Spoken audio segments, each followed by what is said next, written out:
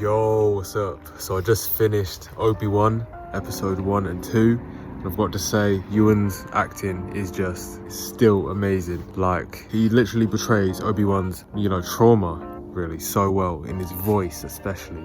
Like, he's more monotone than he was in the actual prequels, like in the movies. And that shows, of course, because his personality's just kind of disappeared due to, of course, everything he's went through. So yeah, straight away I knew Ewan's performance was just going to be amazing. And damn, so was the storyline as well. The storyline, it makes perfect sense. Leia, they've got young Leia in this, and Leia is perfectly cast. It literally feels like it is just younger Leia. Like, it's amazing. It's crazy how good she's at acting. Like, she's going to be a star in the future with how well she portrays young Leia. And we finally get to see the planet Alderaan in this show.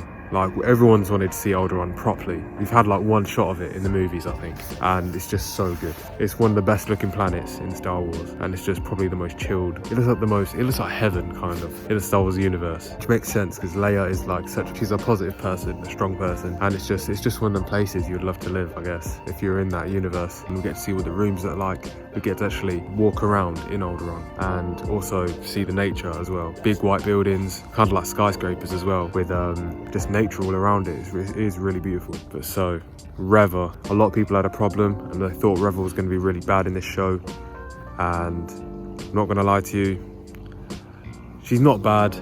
People are over exaggerating because in episode 2, she don't kill the Grand Inquisitor, but she does stab him, and people think, oh, of course, Reva's just gonna be a Mary Sue like Rey, like she could just do all of this. That wouldn't really happen. Well, I guess it wouldn't happen, but at the same time, you can't blame a character for the writer's decision, you know what I mean? Just because she's a black female, and of course they do push that narrative, so I do understand why people are worried about it. I was worried about it myself. There's a difference between great story writing and a great character, and just chucking in a certain coloured person just to show diversity. Even if it doesn't make sense in the story and there's no space for the character, they just like force them into the story and it kind of gets disjointed and kind of messy. So I do understand that worry about Reva, but at the same time I thought she was alright.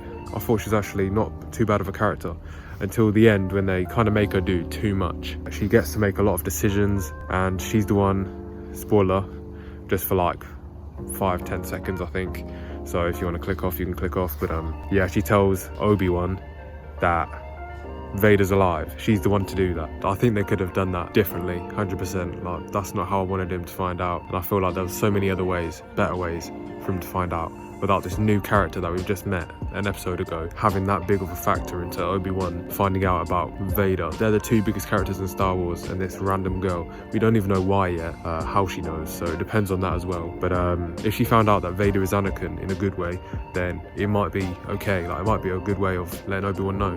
But the fact that we don't know yet, so it's just like a random person we've just met is telling Obi-Wan. So the two main characters in Star Wars kind of have to share this moment that loads of fans talk about, their spotlight, which should only be on them two, like a personal moment between them two. Like, it could be Obi-Wan finding out in his own way. They just feel each other's force, feel each other through the force.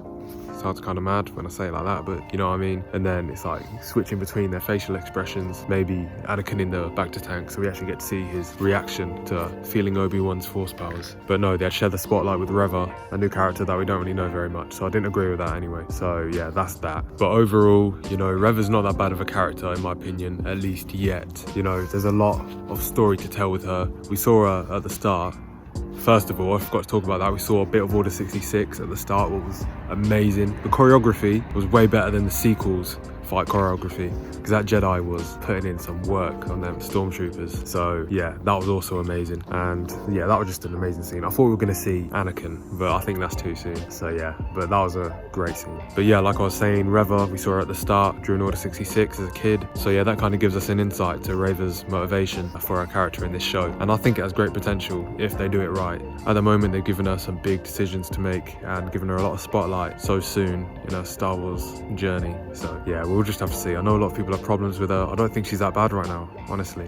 as a character. She's had some badass moments. Like when she said to Uncle Owen, do you think you can protect your family from me? Or something like that. I thought that was kind of badass, the way she said that. And her doing that parkour on that Coruscant looking planet was also kind of cool, because we know Jedis can move like that. So that was good to see. She just doesn't look as menacing as I want her to look. But also, they're trying to make her look more human, and she was a Jedi before. And I think it's kind of obvious that they're going to pull out Iden Versio and have her turn good in the end. So that's also just like, okay, whatever. We've seen this many times. I'd prefer her to stay dark. But, you know, it is what it is. To be honest, I'm not trying to ignore the fact that that's now 2 Inquisitors. One from Fallen Order, I forgot her name, and now this Inquisitor who turned good in the end.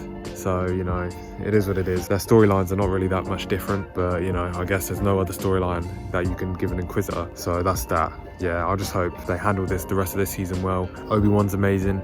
Ewan McGregor's a great actor. Hayden, we saw Darth Vader's face at the end of episode 2. He's in the back to tank, he looks amazing. We see Hayden Christensen. I've said amazing so many times in this video, but I don't care. We saw Hayden Christensen as Darth Vader in the back to tank, which was crazy. So I can't wait to see him, because that's what everyone's waiting for. Everyone wants to see Ewan McGregor and Hayden Christensen. That's all we want to see in this show. The Grand Inquisitor was better than people thought he would be. He doesn't look that bad now. He's got the yellow eyes. So that's also awesome. So that's also awesome. And the other Inquisitor with that helmet on, he just looks badass. I don't remember exactly what it was like in Rebels. I think he looked a bit bulkier and was a bit taller. But other than that, yo, he looks real cool. So I can't wait to see more from him. The Grand Inquisitor better come back in this show. I know he comes back. I know he's not dead, but he better come back in this show for sure, because I want to see what the actor can do with the lightsaber to really judge him and how he betrays the Grand Inquisitor. But I think he's doing alright at the moment. People really underestimated him, and I think he's doing well, so that's really good to see. But yeah, overall, Obi-Wan episode 1 and 2 are really good to me. I think they're really good.